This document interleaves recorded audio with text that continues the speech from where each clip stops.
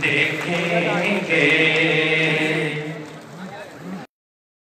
जुल्मो सितम के कोहे गरा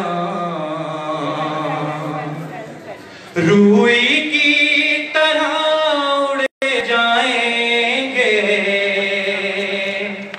जब जुल्मो सितम के कोहे गरा रूई की तरह उड़े जाएंगे। हम महकूमों के पाँव ये धरती धड़ धड़ धड़केगी और अहले हकम के सर ऊपर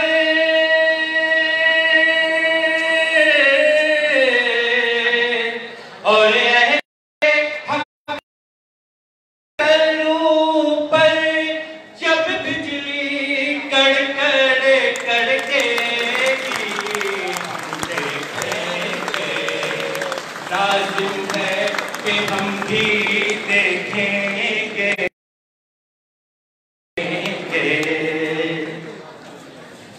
जब अर्ज़े खुदा के काबे से जब अर्ज़े खुदा के काबे से सब बुत उठवाए जाएंगे। जब अर्ज़े खुदा के काबे से सब बुत उठवाए जाएंगे। हमें अहले सफा मरदूदे हरम मसनद पे बिठाए जाएंगे। हमें अहले सफा मरदूदे हरम मसनद पे बिठाए जाएंगे। सब ताज उछाले जाएंगे।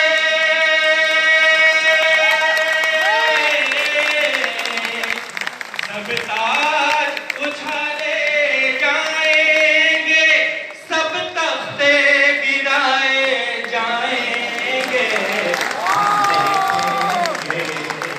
लाजिम है कि हम भी देखेंगे। हम देखेंगे। बस नाम रहेगा अल्लाह का।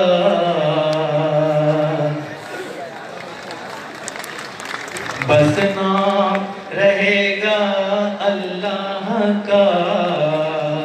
जो गायब भी है हाजिर भी, जो नाज़िर भी है मंज़र भी। बस नाम रहेगा अल्लाह का।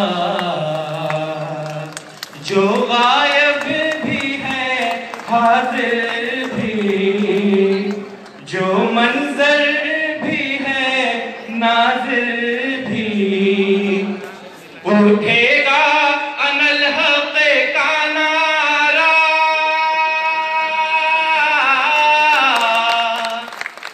उठेगा अनल हक़ का नारा। जो मैं भी हूँ और तुम भी हो और राज करेगी खल्क़े खुदा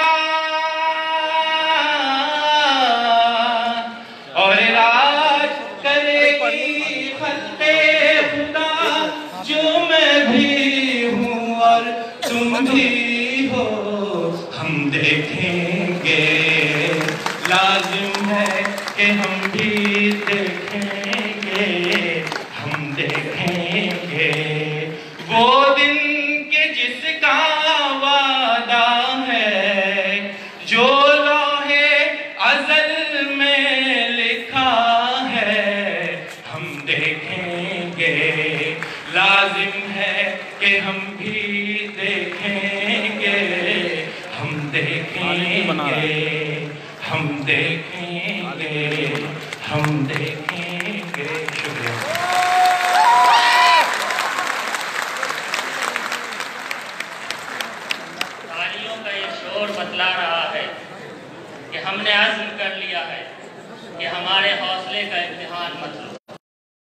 हमारे हौसले का है और ये इम्तिहान का वक्त है और हमने, हमारी माँ बहनों ने, बच्चों ने, बूढ़ों ने ये अज़्म कर लिया है कि हम देखेंगे।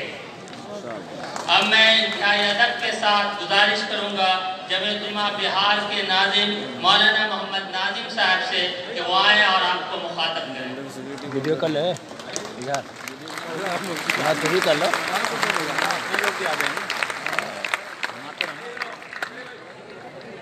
बिस्मिल्लाहिर्रहमानिर्रहीम, अल्हम्दुलिल्लाहि वहदह वस्सलातु वस्सलामु अला मन ला नबिय्य बअदह। सदर मोहतरम,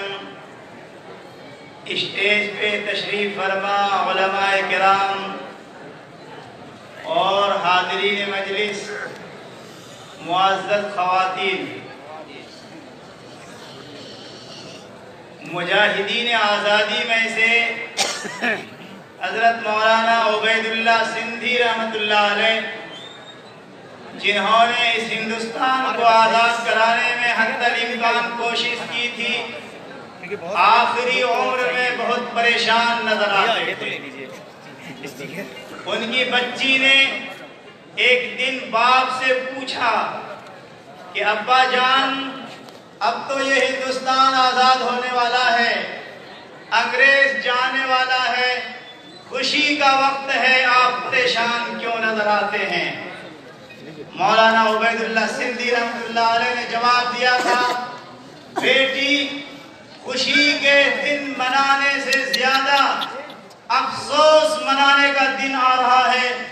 ये अंग्रेज हिंदुस्तान को ऐसे लोगों के हाथ में देकर जाने वाला है कि बाद में आने वाली नस्ल ये सोचेगी कि हिंदुस्तान की गुलामी बेहतर थी आज की आने वाली हुकूमत से।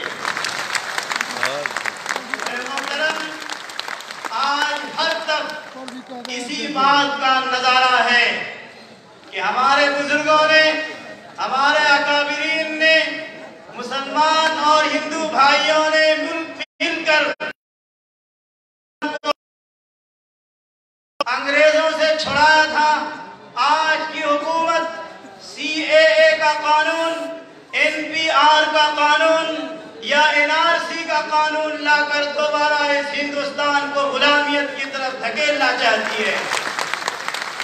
काबिल मुबारकबाद है हमारी माँ और बहनें, जिन्होंने पूरे हिंदुस्तान के अंदर मुजाहरा और एहतजाज दर्ज कराकर इस बात को साबित करने की कोशिश की है कि जिस तरह हमारे अकाबिर ने इस हिंदुस्तान को आजाद कराने में अपना खून और पसीना बहाया था, आज भी अगर मौजूदा हुकूमत इस हिंदुस्तान को गुलामियत की तरफ धकेलेगी तो इंशाअल्लाह अपने पसीने और खून को बहा करके इस हिंदुस्तान को दोबारा आजाद कराने की कोशिश करेंगे। वाह वाह, बहुत यकीनन मौजूदा हुकूमत ने जिस वक्त पहली मर्तबा शपथ लिया था, उन्होंने वादा किया था कि किसी कौम, किसी बिरादरी के ऊपर जुल्म ज्यादती नहीं होने दिया जाएगा।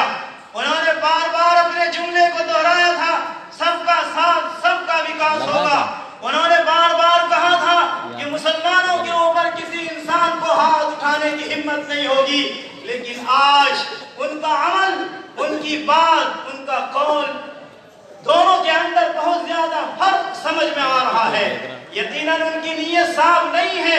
इस कानून को लाकर वो बिलखुसूस मुसलमानों के साथ जब तशद्दुद और जुल्म ज्यादती का मामला करना चाहते हैं।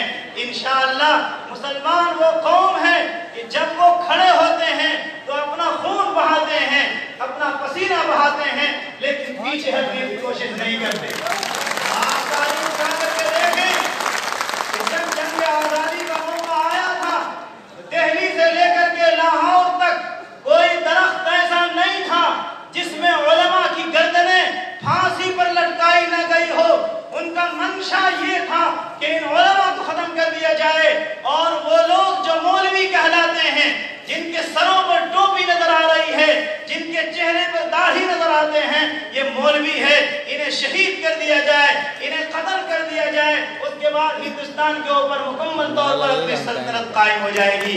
लेकिन मुसलमानों ने, उलमा ने इस बात का किरदार अदा करके दिखलाया था कि हम झुकने वाले नहीं हैं, हम अपनी गर्दन कटा सकते हैं लेकिन हम अपने सर को नहीं झुका सकते। आज भी मुसलमान बिलखुसूस औरतों ने इस बात को साबित करके दिखला दिया है कि तुम गोली चला लो, तुम्हारी गोलियां खत्म हो जाएंगी लेकिन हमारे सीने खत्म होने वाले नहीं हैं। इनकलाब जिंदाबाद। जिन लोगों को शहीद किया गया है इंशाअल्लाह उसका रंग जरूर लाएगा। मैं एक शेर पढ़ करके अपनी बात को खत्म करता हूँ कि शायर ने कहा है, न होगा रायगा खूने शहीदाने वतन हरगिज, न होगा रायगा खूने शहीदाने वतन हरगिज, यही सुर्खी बनेगी एक दिन उन्वान आजादी। इंशाअल्लाह मुसलमानों की जमात और मुसलमान बहनों और माओ ने जो कदम उठाया है इंशाअल्लाह उस वक्त तक ये कदम पीछे नहीं हटेगा जब तक कि हुकूमत वक्त का काला कानून वापस न हो जाए। सबको हिम्मत के साथ, जमामर्दी के साथ काम करने की तौफीक अता फरमाए, आगे बढ़ने की तौफीक अता फरमाए। वाखिर दावाना अल्हम्दुलिल्लाहि रब्बिल आलमीन। बना दिया बहुत आप लोगों से जो खड़े हैं गुजारिश हिला दिया लेकिन दबाना दरख्वास्त है मेरी, निकलमा क्या कुर्सियां लगी हुई हैं और वहाँ एलईडी का इंतजाम है। आप वैसे ही दिखेगा जैसे आप हॉल में हो, तो खड़े होने की जहमत न करें बल्कि बाहर जाके तशरीफ रखें, कुर्सियां आपके इंतजार में हैं।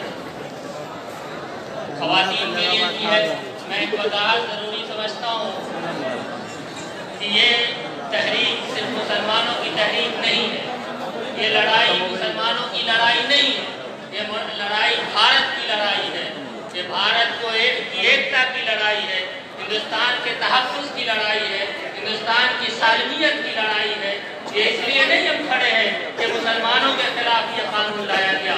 बात सही है कि इसके पहले निशाने पर हम हैं, लेकिन ये कानून इस मुल्क के खिलाफ है, इसके आईन के खिलाफ है, इसके दस्तूर के खिलाफ है। इसलिए किसी मुकर्रिर की बात से ये न समझे कि ये लड़ाई सिर्फ मुसलमानों की लड़ाई है। इस लड़ाई में हम सब लोग शामिल हैं, दलित शामिल है, पिछड़ा वर्ग शामिल है, सिख शामिल है, ईसाई शामिल है। थोड़ी ही देर पर ईसाई रहनुमा यहाँ तशरीफ लाएंगे, उम्मीद है कि सिख रहनुमा भी यहाँ तशरीफ लाएंगे।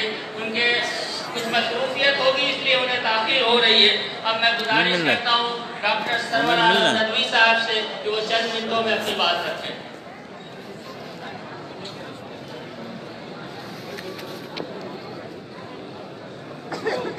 हमारे मुअज़्ज़ज़ मेहमान जनाब अब्दुल रहमान साहब IPS, IAS और दीगर मेहमान तशरीफ ला चुके हैं स्टेज पर। आपसे गुजारिश है कि तालियों से उनका इस्तकबाल करें।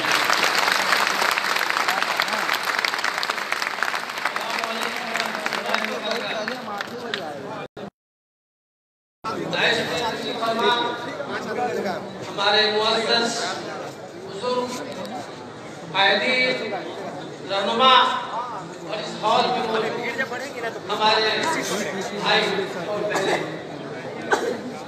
मैं सिर्फ 2 मिनट के लिए आपके सामने हाजिर हुआ हूँ और उस तारीखी जुमले को दोहराने के लिए।